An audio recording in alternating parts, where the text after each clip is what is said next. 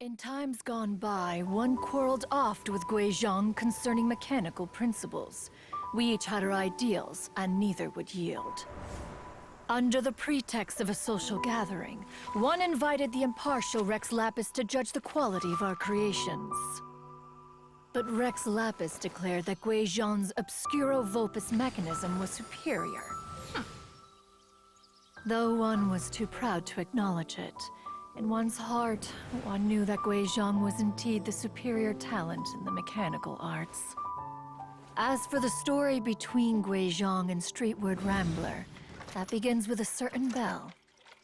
In Guizhong's opinion, while mechanisms were no substitute for human composers, they were yet capable of producing simple but fine melodies. But Streetward Rambler believed music to be an expression of the soul, an emotional enterprise that could never hope to be replicated by machinery. They argued endlessly, until one asked Rex Lapis to intercede. He confiscated the bell and designated it for ceremonial use.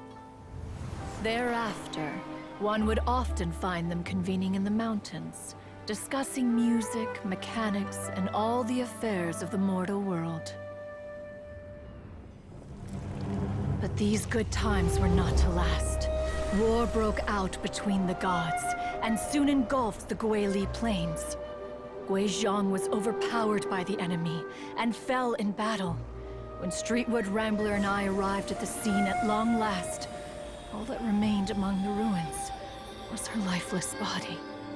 After this, at Streetward Rambler's request, Rex Lapis granted her the cleansing bell for safekeeping. To honor our friend's memory, one made a few finishing touches to her ballistic device.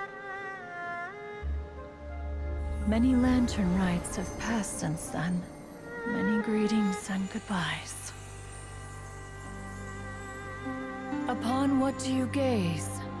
The Guili Plains? No. It's everything.